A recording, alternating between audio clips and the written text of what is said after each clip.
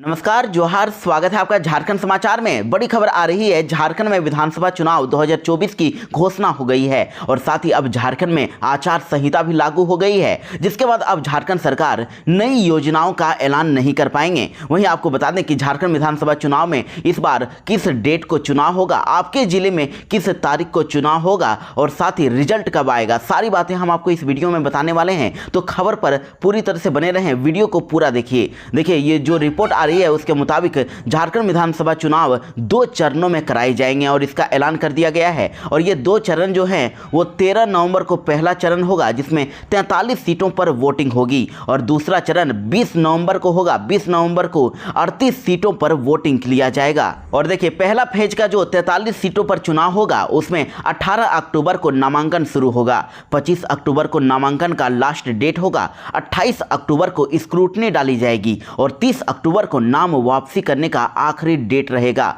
13 नवंबर को वोटिंग होगी और फिर 23 नवंबर को काउंटिंग होगी। इसी प्रकार दूसरे फेज की बात करें तो 38 सीटों पर दूसरे चरण में चुनाव होगा और इसके लिए भी 22 अक्टूबर को नामांकन शुरू होगा, 29 अक्टूबर को नामांकन का लास्ट डेट रहेगा, 30 अक्टूबर को स्क्रूटनी डाली जाएगी, 1 नवंबर को नाम वापस लेने का आखिरी तारीख रहेगा, 20 नवंबर को वोटिंग होगी और 23 नवंबर को काउंटिंग होगी और उसी दिन रिजल्ट भी जारी किया जाएगा। और अगर बात करें कि झारखंड में आपके जिले में कौन कौन से डेट को चुनाव होगा, तो देखिए, पहले चरण में 13 नवंबर 2024 को चुनाव होगा, जिसमें पहले चरण में कोडरमा, बरकट्टा, बरही, बड़कागांव, हजारीबाग, सिमरिया, चतरा, बहरागोड़ा, घाटशिला, पोटका, जुगसुलाई, जमशेदपुर पूर्वी, जमशेदपुर पश्चिमी, सरायकेला, चाईबासा, मंझगांव, जगन्नाथपुर, मनोहरपुर, चक्रधरपुर और साथ ही तोरपा, खूंटी, रांची, हटिया, कांके, मांडर, सिसई, गुमला, बिशुनपुर, सिमडेगा, कालेबीरा, लोहरदगा, मनिका, पांकी, डाल्टनगंज,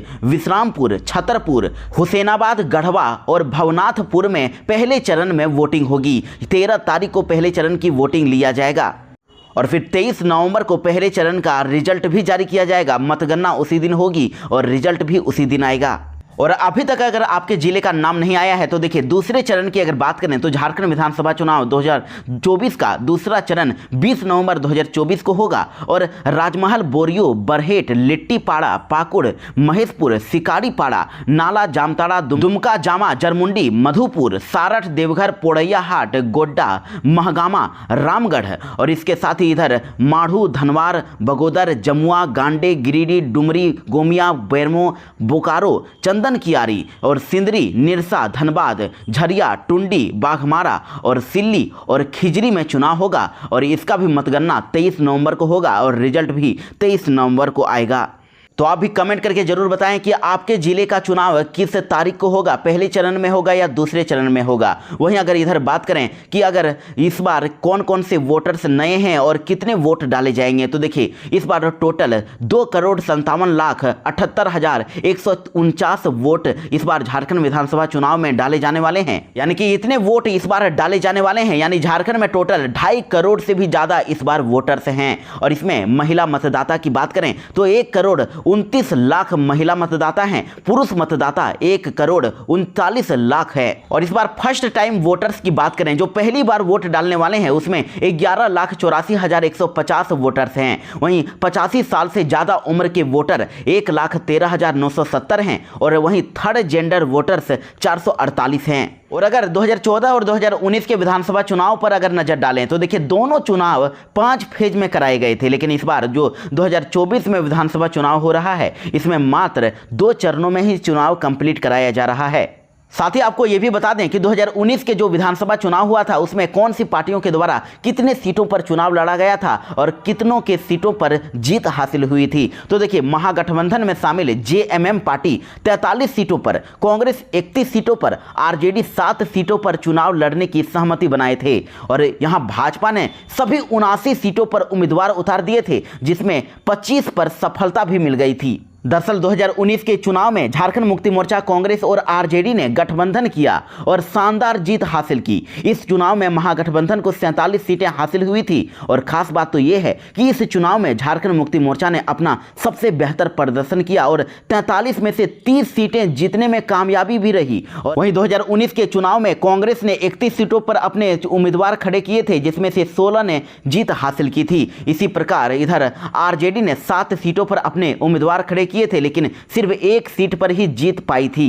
लेकिन बीजेपी ने 79 सीटों पर चुनाव लड़ने का ऐलान किया और 25 सीटों पर जीत हासिल करके दिखा दिया। यानी इस सीटों को जीतने के बाद इधर झारखंड मुक्ति मोर्चा सबसे बड़ी पार्टी 47 सीटें जीतने वाली पार्टी बनी। उसके बाद भाजपा 25 सीटें लाकर दूसरी सबसे बड़ी पार्टी बनी।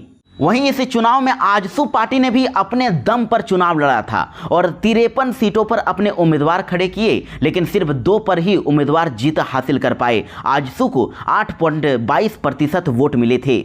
यानी झारखंड विधानसभा चुनाव 2019 में जो चुनाव का परिणाम आया था, उसमें झारखंड मुक्ति मोर्चा को 30 सीटों पर जीत हासिल हुई थी। बीजेपी को 25, कांग्रेस को 16, आरजेडी को 1 और जेवीएम पार्टी को 3 और आजसू को 2 सीटों पर जीत हासिल हुई थी और अन्य 4 सीटें पर जीत गए थे। और इस बार झारखंड विधानसभा चुनाव का कार्यकाल 5 जनवरी 2025 तक रहेगा। उसके बाद ये कार्यकाल खत्म हो जाएगा और इस बार झारखंड विधानसभा चुनाव में टोटल सीटें 81 है और बहुमत हासिल करने के लिए 41 सीटों पर जीत हासिल करना होगा। 41 सीटें जिसकी भी आएगी वही झारखंड में राज करेगा, उसी की सरकार बनेगी।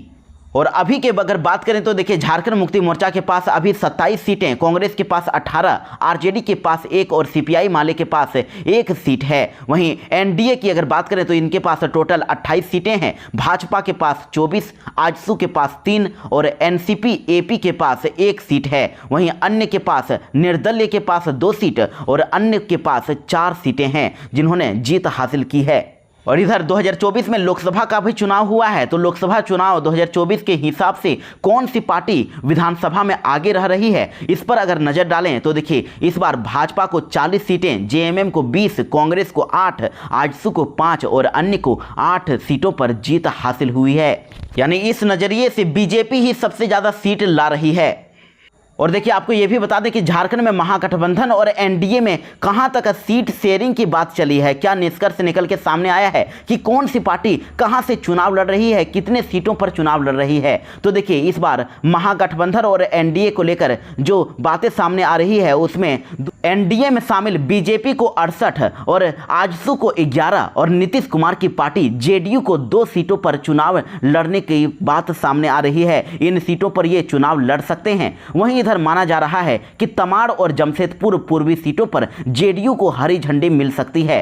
ये सीटें जेडीयू को ही मिलेगी। वहीं इधर देखिए, 2019 के विधानसभा चुनाव में बीजेपी और आजसू में बात नहीं बन पाई थी। उस वक्त आजसू ने एनडीए से अलग होकर चुनाव लड़ने का ऐलान कर दिया था और आजसू ने तब 57 सीटों पर उम्मीदवार उतार दिए थे। वहीं इधर बीजेपी चिराग पासवान की पार्टी लोजपा रामविलास को अपने कोटे से 1 सीट देने को तैयार है, लेकिन सूत्रों की माने तो चिराग इस पर तैयार नहीं है। चिराग अपने कैडर को संतुष्ट रखने के लिए झारखंड की सभी सीटों पर अपने प्रत्याशी भी उतार सकते हैं। पूरे झारखंड में वो चुनाव लड़ सकते हैं। वहीं इधर महागठबंधन की बात करें तो देखिए, झारखंड की टोटल 81 सीटों में से महागठबंधन में हेमंत सोरेन की पार्टी झारखंड मुक्ति मोर्चा यानी जेएमएम 49 सीटों पर लड़ना चाहती है और अभी बची हुई 32 सीटें जो है उसमें कांग्रेस, आरजेडी और सीपीआई एमएल को एडजस्ट करना चाहती है।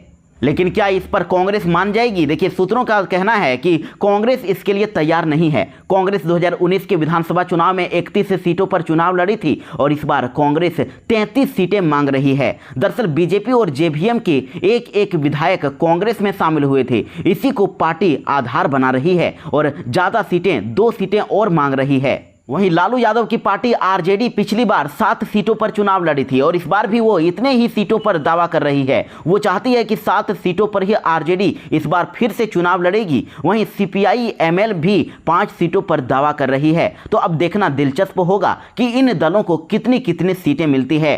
तो सभी ऐसी ही बड़ी अपडेट के बारे में हम आपको बताते रहेंगे। लेकिन इससे पहले अगर आप चैनल पर नए हैं तो चैनल को सब्सक्राइब कर लीजिएगा और वीडियो अच्छा लगे तो एक लाइक अवश्य कर दीजिएगा। ऐसी खबरें हम आपके लिए लाते रहते हैं और खबर अगर अच्छी लगी तो लाइक जरूर ही कर दें। वहीं आपको मैया सम्मान योजना को लेकर भी एक बड़ी अपडेट अभी सामने आई है, उसके बारे में भी आपको एक वीडियो के माध्यम से हम जरूर बताएंगे। तब तक आप सब्सक्राइब जरूर कर लें। धन्यवाद। जय हिंद। भारत माता की जय।